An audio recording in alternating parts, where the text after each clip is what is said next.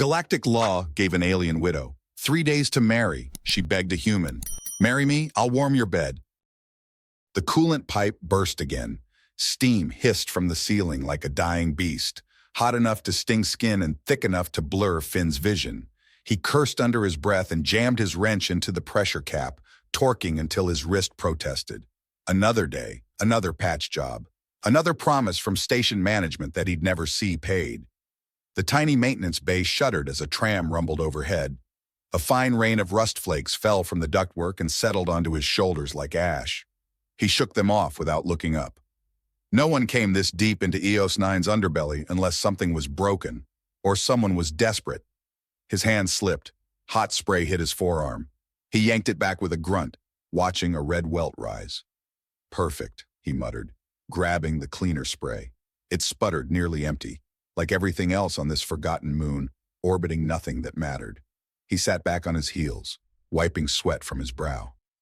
The lamp above him flickered. He glanced up at it, then past it, toward the narrow sliding door. It remained sealed. Good. He needed a moment. Just one. To breathe. To stop thinking about the past. About Earth. About the things he'd left behind. Instead, Finn reached for a ration bar and bit off a chunk. It tasted like plastic regret. He chewed anyway. Then the door hissed open. He didn't look up at first. Too many scavengers, debt collectors, or half-drunk station drifters came stumbling and looking for parts, or someone to yell at. But this time, the air changed. The temperature dropped.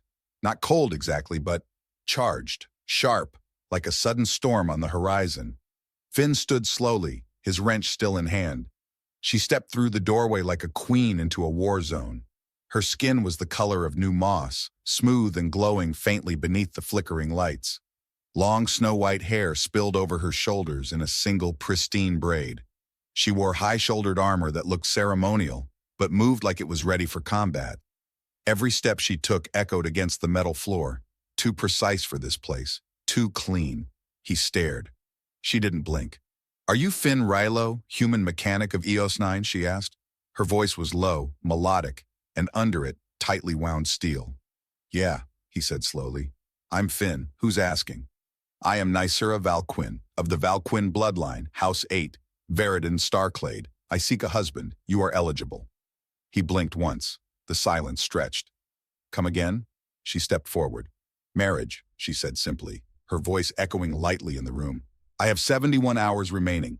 If I fail to establish a legal bond before the deadline, all holdings of my house, lands, assets, birthrights will revert to the Dominion Registry. I will be stripped of title, property, and protection." Finn blinked hard. "Wait, you're serious?" Nysera's jaw tightened, just enough to crack the smooth surface of her composure. "If the deadline passes," she said, softer now, a tremor of something like shame beneath the formality, "I will not only lose my inheritance. Without a household claim, I will be forfeited. I would be state-bound by contract or sold into conscripted servitude under the Dalek clause." Finn was silent. She was too, but not because she lacked more to say.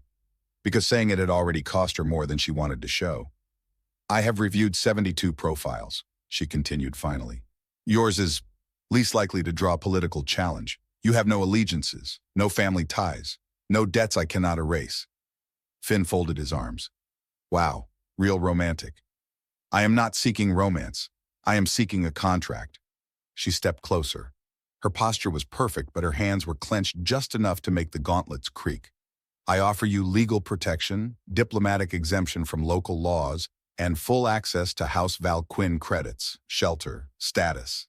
I would also offer warmth, if that is your custom." He was still staring. "I sleep under a broken heat coil," he said. "On a cot." With springs, Nysera didn't respond. He took a breath. Thought of the bruises on his ribs from his last fall through a rusted hatch. Thought of that unopened message, of the bottle of synthrum he'd been saving, of waking up every morning, wondering if the oxygen scrubbers would give out. "You got a data pad with the contract?" She extended her hand, no hesitation. He took it. The screen shimmered with Veridon script, then translated to standard. It was real, official, stamped with 3 planetary seals and a clause referencing the Noble Widow Treaty, some obscure galactic holdover from a time when alliances were made in beds instead of battlefields. He scrolled, read enough to know it was airtight, and crazy. You ever think about why a galactic treaty would demand marriage within 3 days of widowhood? He asked quietly, still not looking up.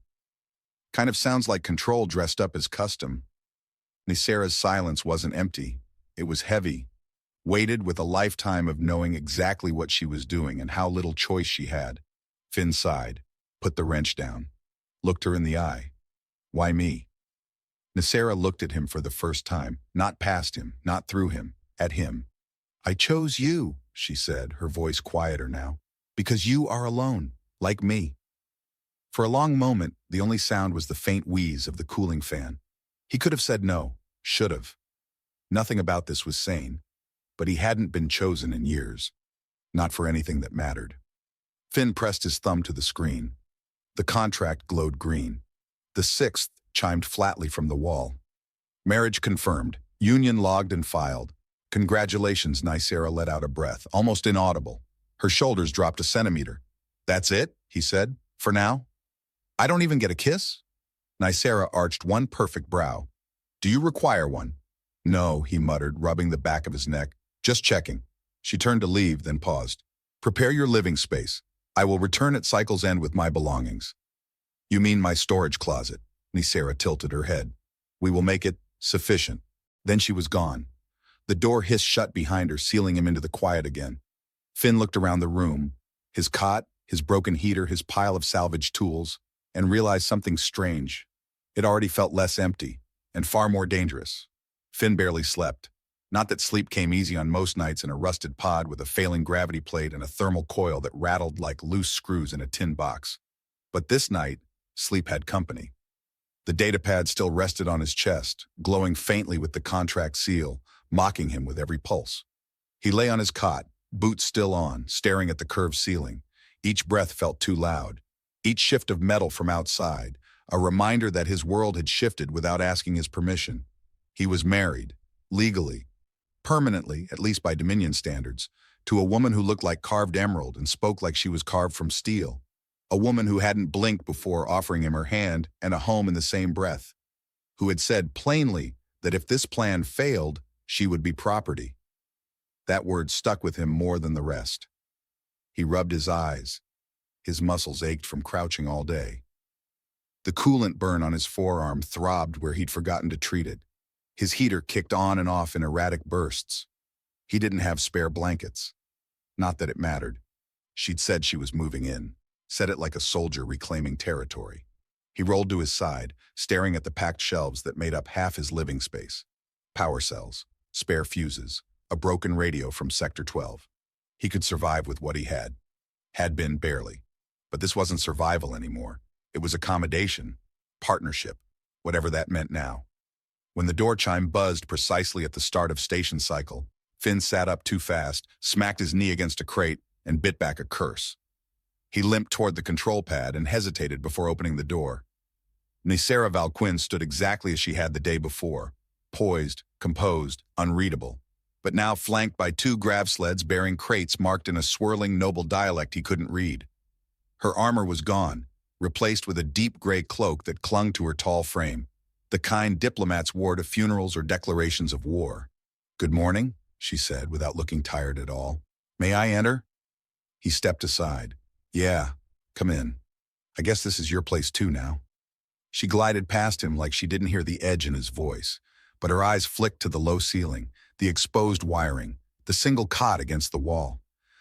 I will require a horizontal surface for meditative alignment. Right. I've got the floor, he said, gesturing vaguely.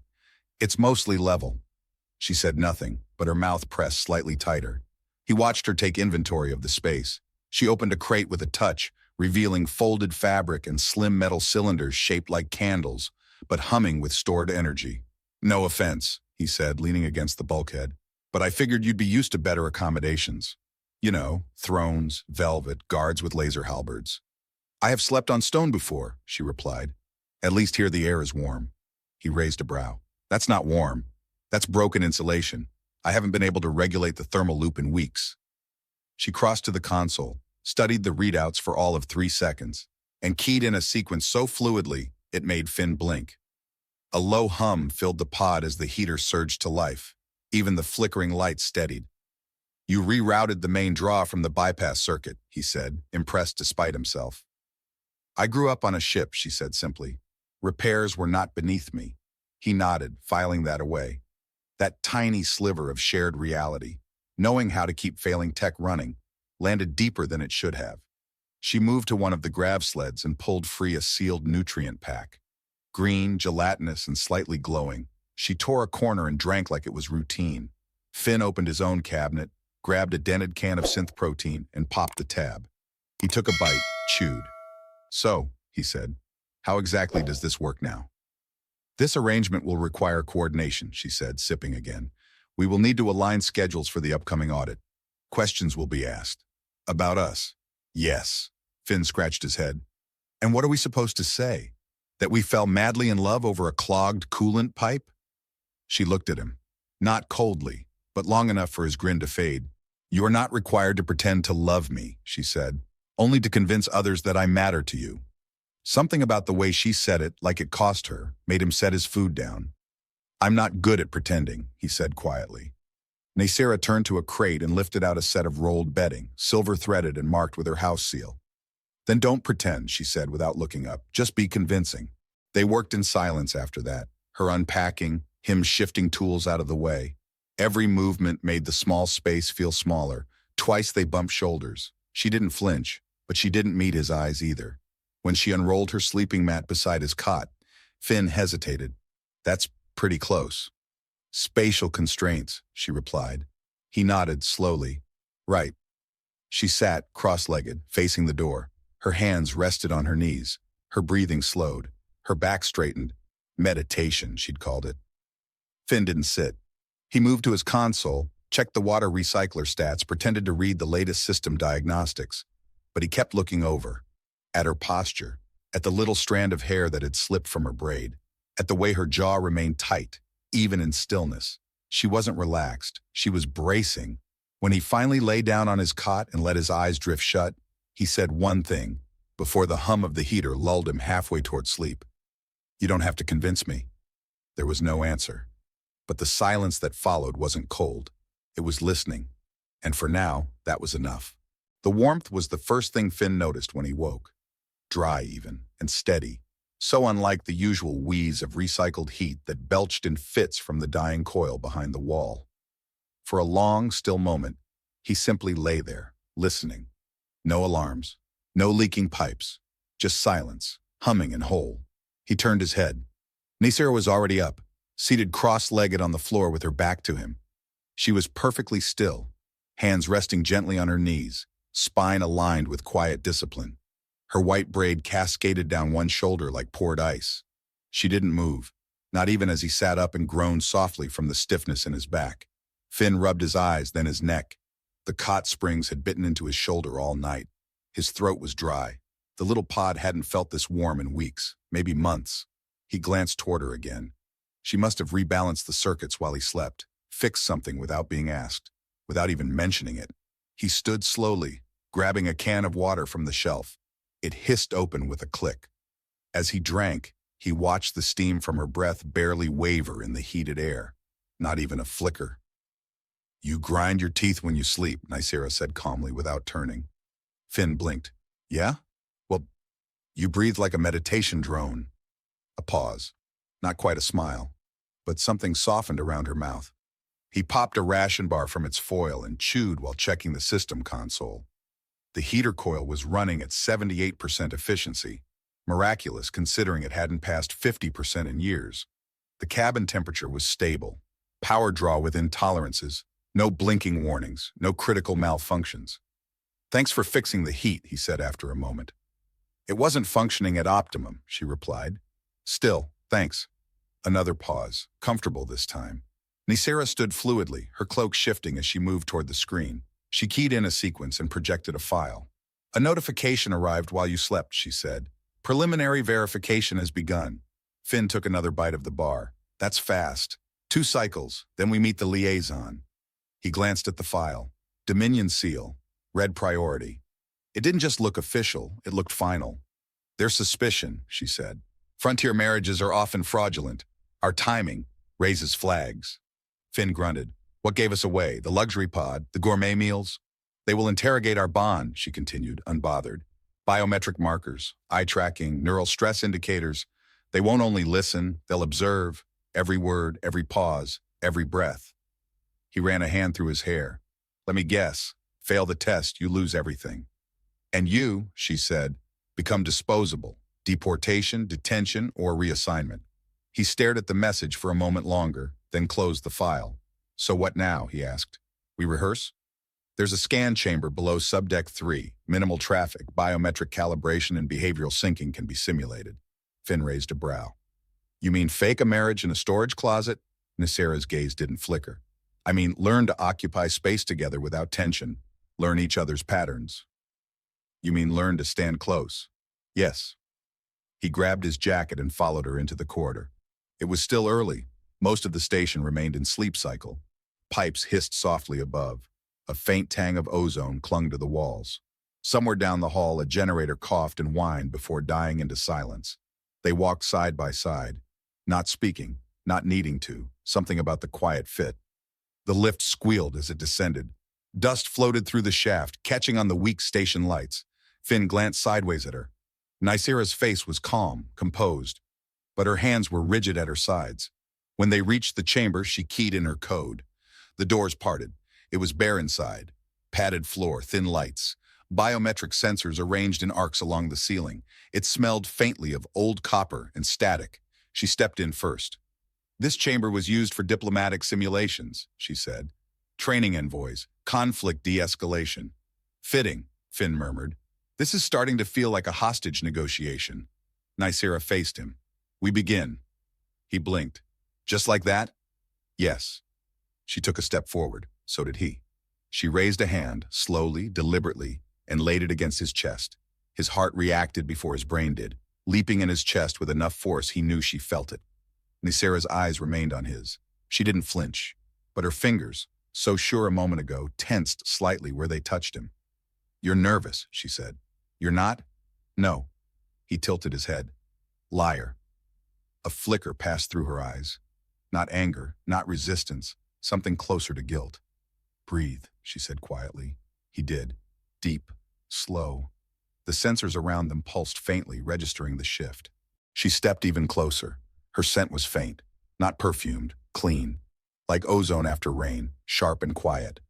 Her hand still rested over his heart. He placed his hand over hers. She didn't move, didn't withdraw. For a moment, there was no sound in the chamber at all, just heat, connection, and the impossible stillness of two people pretending not to be real. The console behind them chimed. Scan complete. Nisera stepped back. Too fast. Her face was calm again, but her hands were tucked behind her back now, hidden. You passed, she said flatly. He stared at her. Did I? She didn't answer. He followed her out into the corridor. Neither of them spoke as they walked. The lift ride back was longer somehow. The silence between them different. Not strained, just heavy. When they reached the pod, Finn paused at the door before opening it. You know this gets harder, right? He said. Nisera glanced at him. This isn't the test, he added. That was just breathing. She nodded once. I know. They stepped inside. The warmth still lingered, but nothing felt the same. The pod was quiet that evening, but not with the kind of silence that weighed heavily on the air. This silence moved, shifted, hummed with something tentative, like a conversation waiting to be had but not yet spoken aloud. Nisera sat at the small fold-out table, scanning a report on the audit schedule, her fingers gliding over the surface of the datapad with silent precision. Across from her, Finn tinkered with the wiring panel near the floor, half focused, half listening, the way someone does when they're waiting for the right moment to speak but unsure what that moment looks like. The verification scan had passed technically, but what lingered wasn't relief. It was a ripple of something neither of them wanted to define yet. Nisera looked up first. You rarely sleep deeply, she said, tone neutral. Finn smirked. This pod's not exactly luxury class. You get used to sleeping light when every noise might be a pipe ready to burst or a rat chewing through the coolant lines. She considered that for a moment, then nodded. Practical. He shifted, wiped his hands on a rag. Is that how people see you? What? Practical, controlled, efficient. I imagine so. But not warm. She paused. No. He leaned back against the wall, resting his arm on his bent knee. Did you used to be? Nicera didn't answer right away. She set the datapad down, carefully, like it held something fragile. I wasn't raised to be warm. I was raised to be necessary. Finn watched her, quiet now. My parents were diplomats. My union with Kaler was arranged before my second growth cycle. We were matched for lineage, not compatibility. Duty, not desire. Her fingers traced a faint scar along her left wrist, half hidden beneath a cuff. But he was kind, distant, but not cruel. Finn nodded slowly. Still, no choice in it. No, and now no choice again. But this time you picked me. Yes. She looked at him directly. Because you weren't expected. Because no one would think you mattered enough to be part of something important. He didn't flinch at that. It wasn't an insult, it was honesty, maybe even respect. And before this? She asked. Before you came to EOS 9? Finn exhaled, rolled his shoulders like he was loosening a knot.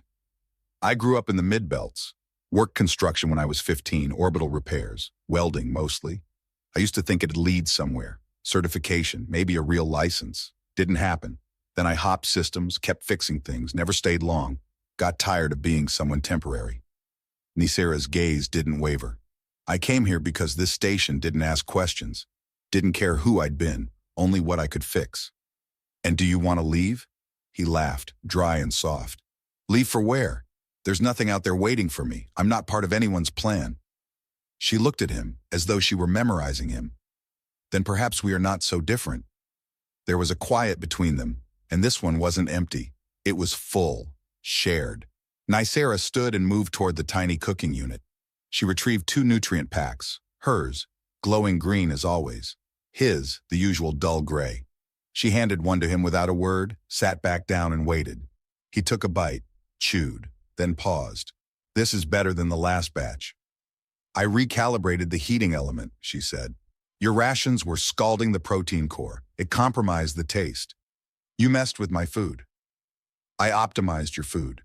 He grinned, and this time it reached his eyes. Thanks. She inclined her head barely, but it meant something now. Later, as they prepared for rest, Finn caught her adjusting her sleeping mat a few centimeters closer to his cot. She said nothing about it. Neither did he. He lay down, not quite ready for sleep. You know, he said into the low light, it's strange. What is? That I don't feel like a guest here anymore. Nicera's voice was soft. You are not. They both lay still, facing the same direction, the hum of the heater steady now, the pod unusually quiet. It wasn't love, but it was no longer just survival either. And that felt like something worth holding on to. The lights in the pod were low, set to the soft amber hue Nicera had calibrated earlier to match Veridan twilight. Finn hadn't minded. It warmed the metallic edges of the room, made the shadows feel less like cracks in a dying station and more like folds in something private. Something lived in. He sat on the edge of the cot, watching her prepare with the quiet efficiency of someone used to performance. Not deception, presentation. Her every movement was purposeful, adjusting the lay of her collar, brushing invisible dust from her sleeves, pulling her hair back just enough to show the glint of her house crest at her temple. Stand here, she said, gesturing to a spot 2 feet in front of her, near the center of the pod. If the liaison enters, their gaze will sweep left first. I will greet them. You should already be beside me, close. Finn stepped forward, then hesitated. How close? She looked at him. The intensity of her gaze had become familiar, but not softer, just known, calculated. She didn't flinch when she spoke. Touching as expected. His brow lifted slightly, but he moved without comment. He positioned himself beside her, shoulder to shoulder. She turned to face him directly. Closer, she said. He stepped in, close enough to feel the soft press of her hip against his leg. Close enough to notice that she wasn't breathing evenly. Her arms stayed at her sides, but her fingers flexed once before stilling. She tilted her chin up, watching his eyes. The audit system measures posture tension. It tracks dilation, pupil rhythm, skin temperature. If you appear hesitant, if we seem unnatural, they'll know. He swallowed, nodded once. Okay, let's make it natural then. He reached out slowly, giving her the chance to stop him if she wanted to. She didn't. His hand came to rest on her waist, not possessive, just steady. Her breath caught almost imperceptibly. "That's not enough," she said softly, eyes still locked on his. "What else do they expect?" he asked, his voice low. She lifted her hand hesitantly and laid it over his heart again. The same place she had during the scan chamber trial. This time, though, her fingers lingered longer. They curled slightly against the fabric of his shirt. Then slowly, she moved in, just a fraction. Her forehead brushed lightly against his. Every motion was controlled, deliberate, but nothing about the heat in the space between them was procedural. "Hold that," she whispered. He did, and something changed. She leaned into him, not as a noble rehearsing an act, but as a woman testing a truth. The shift in her body wasn't calculated. It was quiet, hesitant, vulnerable. His hand slid a little further around her waist, fingers splaying across the curve of her back. He didn't pull her in, not exactly. She came to him. Her other hand came up, lightly resting at the side of his neck. Not formal, not for show. Her touch was warm. She tilted her head slightly, her breath brushing against his lips as she spoke.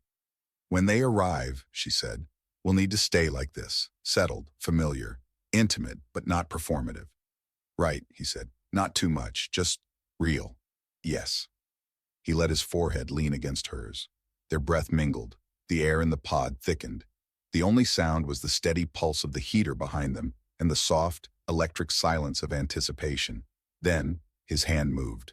Not fast, not urgent. It slipped up from her back to her shoulder, then to the side of her neck, where his thumb brushed the edge of her jaw. Her skin was cool there, like stone touched by the sun. She didn't move away. In fact, she closed her eyes. "This real enough?" he asked, voice rougher than he expected. Nicera opened her eyes. Slowly, then she kissed him. It wasn't a showpiece. It wasn't ceremonial. It didn't burn fast and reckless. It moved with precision, like everything she did, until it didn't. Until her fingers tightened slightly in his shirt. Until his arm curled around her lower back, pulling her gently but fully against him. Her body softened as it met his. Not collapsed, yielded, just for that moment. She tasted like something foreign, citrus and heat, something grown under a different sun. When they broke apart, she didn't step away immediately. Her forehead rested against his again, her breathing shallow but steady. "Again," she said. His eyebrows rose. "For the rehearsal," she added, voice barely audible. "Right," he murmured. "For the rehearsal." This kiss was slower. He cradled her jaw more gently. She leaned into him more completely. When her hand found his wrist and held it, firm but careful, Finn felt the static between them shift, warmth blooming, not just from desire, but from the careful mutual recognition of two people building something with no name yet. When it ended, they stood in silence again, bodies still touching, breath still uneven. Then Nicera stepped back, smoothed her clothing, and said simply, "That will suffice." Finn chuckled, breathless. "Yeah, I think we nailed the proximity issue." She gave him a glance that was almost dry amusement, almost. He watched her cross the room, retrieve a cloth from the small cabinet, and dab at her lips with the formality of someone resetting after a ceremony. And yet when she turned, she didn't avoid his gaze. "Again tomorrow," she said. He nodded, still stunned, still smiling. "For the audit," she clarified. "Of course." But deep down, they both knew, whatever this was, it was already more than preparation. And tomorrow wasn't just rehearsal. It was another step towards something neither of them had planned for, but both of them had started to want. They didn't speak about the kiss, not the one they shared in the name of preparation, or the second one that lingered like a spark under the skin. No words passed between them afterward that addressed what it meant, and yet everything between them had shifted. It hung in the way their hands brushed when they passed tools, in how their eyes lingered half a second longer than they had before, in the stillness that had stopped being uncomfortable. Now, the verification liaison was on approach. Finn stood in front of the mirror panel, adjusting the collar of his shirt. A rare, clean one pulled from deep storage, one Nicera had quietly ironed without comment. The thermal regulation setting on the pod was holding steady, as was his heart rate, though both seemed a little too high for comfort. Behind him, Nicera checked the sensor logs for inconsistencies. The station's gravity had flickered during the night, and the audit team would be scanning for signs of environmental stress that might alter biometric readings. She, of course, had prepared contingency logs. "You're fidgeting," she said without turning. "I'm human," he replied.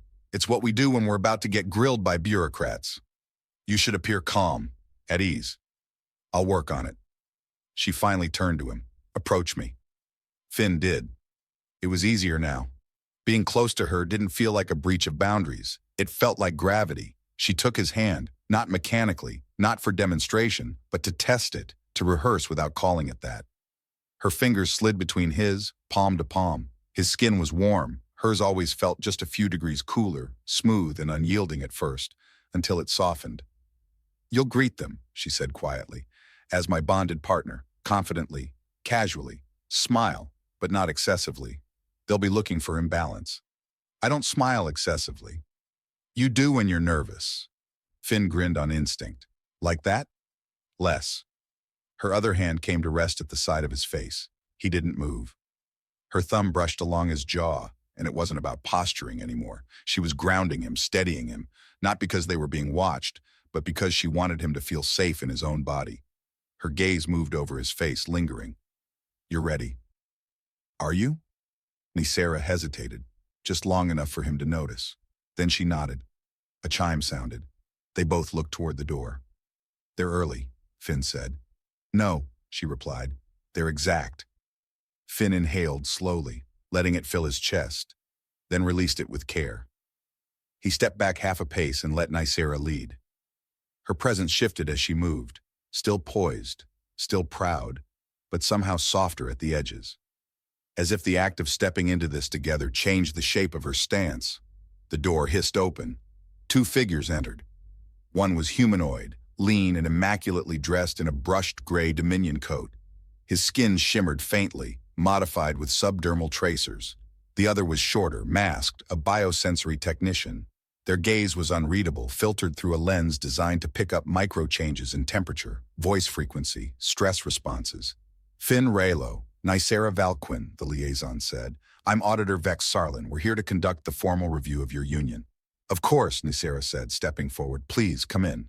They did, their eyes moving immediately across the space, scanning every corner of the pod, every flicker of light, every data point passively feeding into their report. Finn offered a calm smile, just one, no teeth. The liaison's gaze settled on him. "You appear adjusted." "Comfortably married," Finn said, stepping beside Nisera. "New heater helps."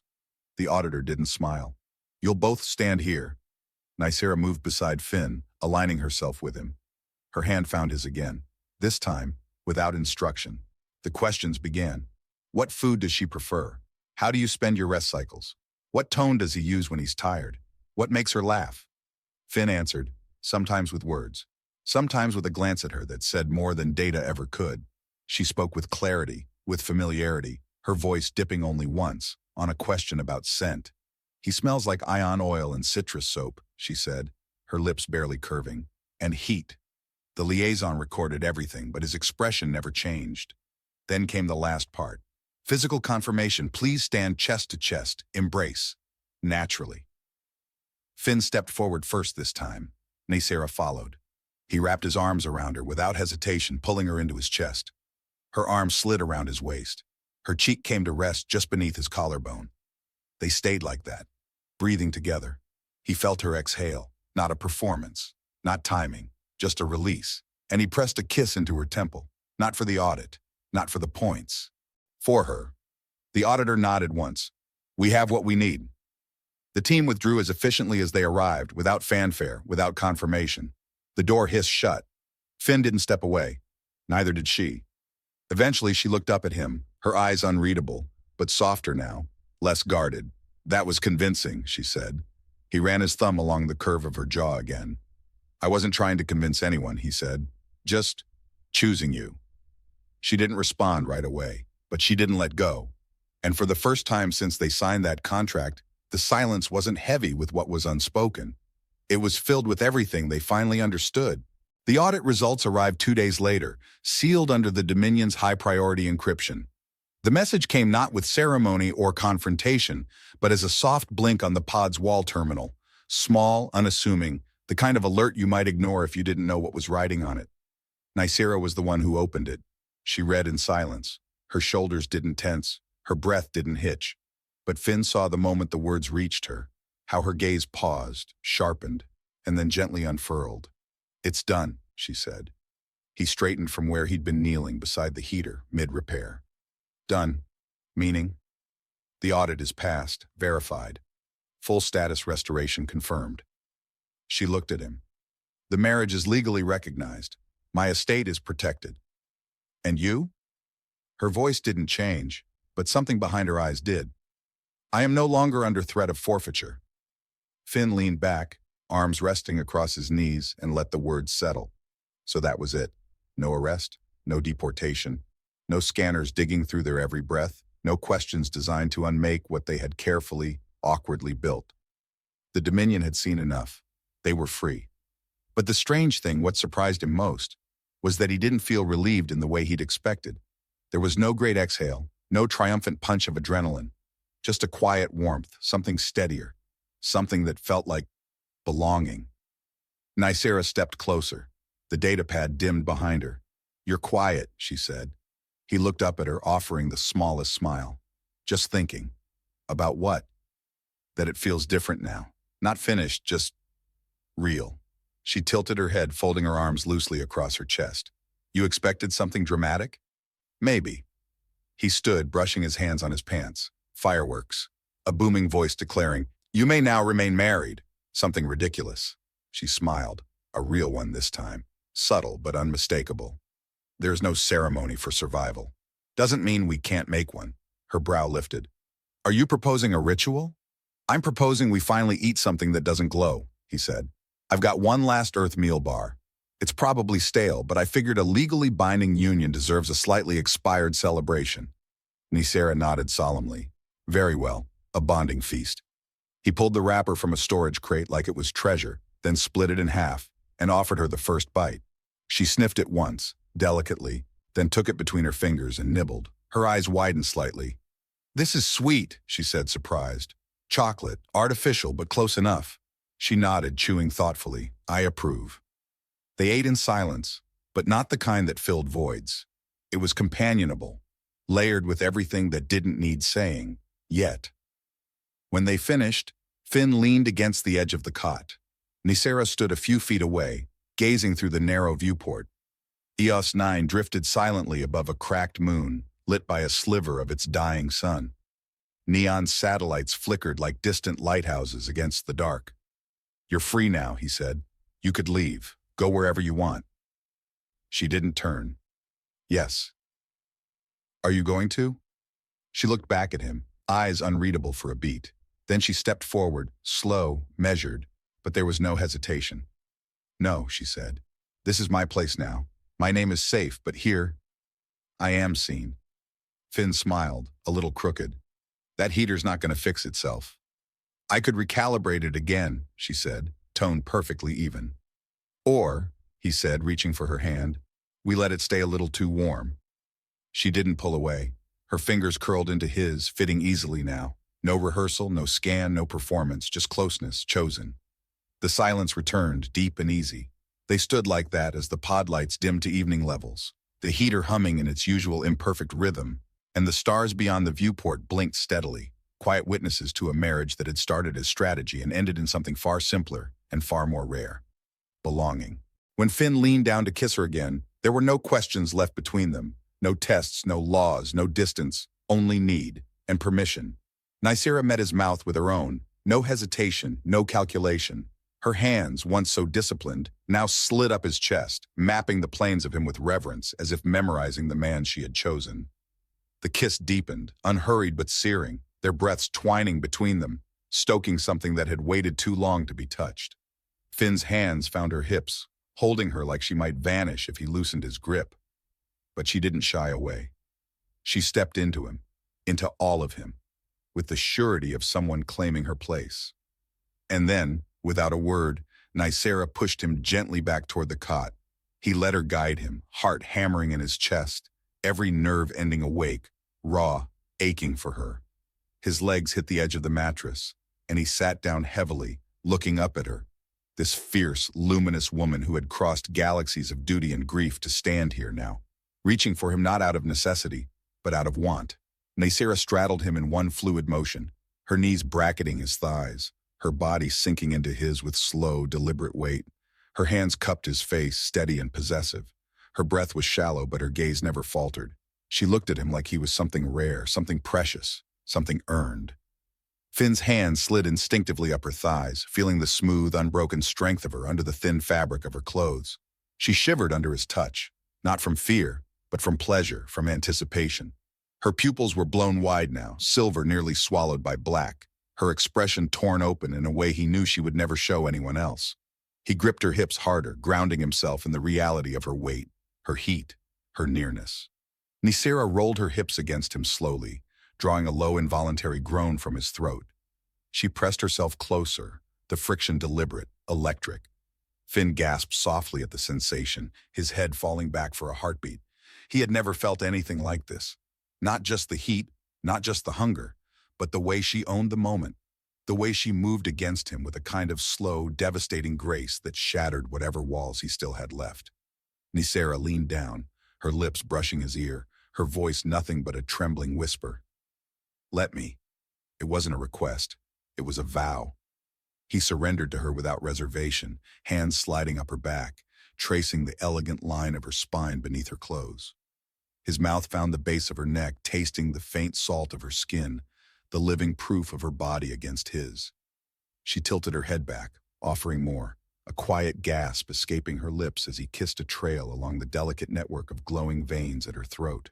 Her fingers tangled in his hair, guiding his mouth back to hers, and the kiss they shared now was messy, desperate, full of heat and unsaid promises.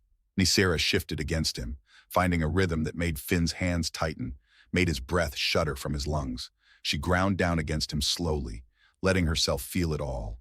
Every slow drag of fabric against fabric, every tremor she pulled from his body. Her own pleasure built alongside his.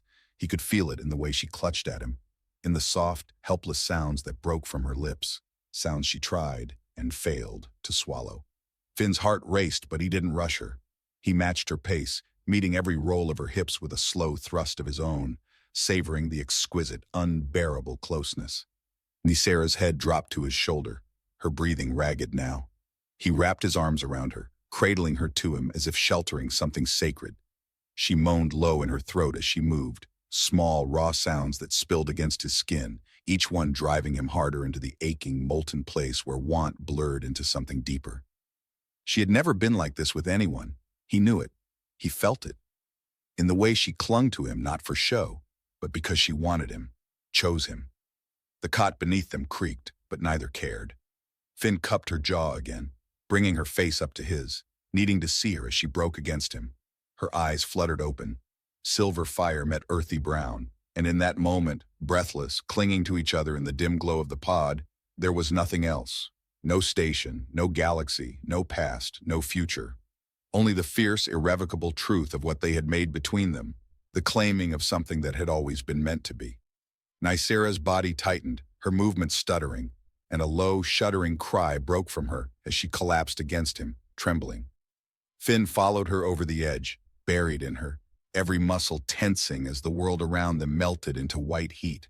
When it passed, they stayed entangled, chests heaving, skin damp and clinging. Neither spoke.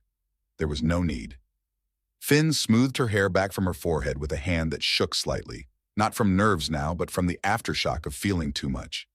Nicera pressed her face into his neck, breathing him in, her body still trembling faintly with aftershocks she didn't bother to hide. He kissed her temple again, tender and sure. She made a small, satisfied sound, something between a hum and a sigh, and shifted to curl more tightly against him. No distance now, no pretense. Only them, raw, imperfect, chosen. A new beginning, born not from desperation or contracts, but from the simple, devastating power of two people finding home in each other's arms. Morning on Eos 9 didn't come with sunlight. It came with the soft hum of the station cycling into its artificial day mode, a subtle shift in the air filtration systems, the distant buzz of commerce waking up somewhere down the corridors. Inside the pod, though, time moved slower. Finn woke to warmth, real, steady warmth, Not from the half-broken heater humming weakly in the corner, but from the woman curled against him, her bare skin tucked against his, her breathing slow and even in the hollow of his throat. He didn't move at first. He just lay there, feeling the weight of her draped over him, one leg tangled lazily with his, her hand splayed over his heart like she'd claimed it sometime in the night and never let go. It felt right, more right than anything he'd known in a long time. Nisera shifted slightly, her forehead brushing against his chest. She made a soft, sleepy sound, then blinked up at him. Her silver eyes, usually so sharp and guarded, were hazy now, softened by sleep and something far rarer, contentment. Finn smiled, reaching up to brush a lock of her white hair away from her face. "Hey," he said, voice still rough from sleep. Nisera studied him for a moment, her gaze slow and deliberate. Then she slid her hand higher, curling her fingers around his shoulder, anchoring herself closer. "You are awake early," she murmured. "Didn't want to miss this," he said, his thumb tracing slow, lazy circles along her spine. She smiled, small, real, unpolished. A smile that would have been unthinkable when he first met her, proud and frozen and desperate. Now she was here. Warm, tangible, his. Nisera shifted, rising up slightly to straddle his hips again, but slower this time, with the easy grace of someone who knew she was wanted. She looked down at him, her hair falling in a soft curtain around them. Her voice when she spoke was quiet, certain. "From now on," she said, leaning closer so her lips brushed the shell of his ear, sending a shiver down his spine. "I will be the one to warm your bed." Finn's heart stuttered painfully, almost embarrassingly against her chest. He tipped his head back to look at her fully, wonder and hunger tangling together in his expression. "You sure you can handle that responsibility?" he teased, his hands sliding up her thighs. Nisera's smile deepened. "You have endured worse hardships." He laughed, a low, rough sound that made her pulse jump. "You have no idea," he said, and pulled her down into a kiss that tasted like morning, like survival, like belonging. Their bodies pressed close again, but there was no urgency this time. No desperate race toward release, just slow, aching discovery, hands mapping familiar territory with new reverence, mouths finding each other with the laziness of people who finally had all the time they wanted. Nisera gasped softly against his lips as he rolled them gently, settling her beneath him. Her arms curled up around his neck, pulling him down until there was no space left at all. "I choose this," she whispered against his mouth. He kissed the words from her lips, savoring them, and in the quiet pulse of the pod's heartbeat, surrounded by the slow, messy thrum of life on a broken station orbiting a dying moon, Finn Raylo and Nisera Valquin built something unshakable out of warmth, out of want, out of the fierce, stubborn hope that maybe, just maybe, home wasn't a place at all. It was a person, and he had finally found his.